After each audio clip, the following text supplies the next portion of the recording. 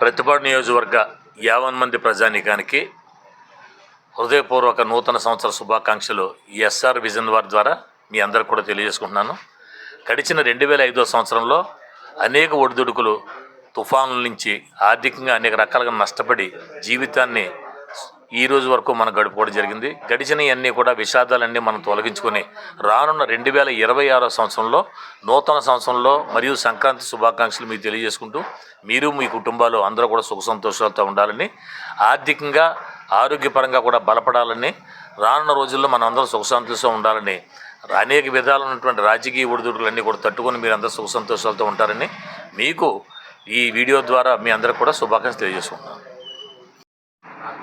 ప్రతిపాడు నియోజకవర్గ 50 మంది ప్రజానీకానికి హృదయపూర్వక నూతన సంవత్సర శుభాకాంక్షలు ఎస్ఆర్ విజన్ వారి ద్వారా మీ అందరికి కూడా తెలియజేసుకుంటున్నాను.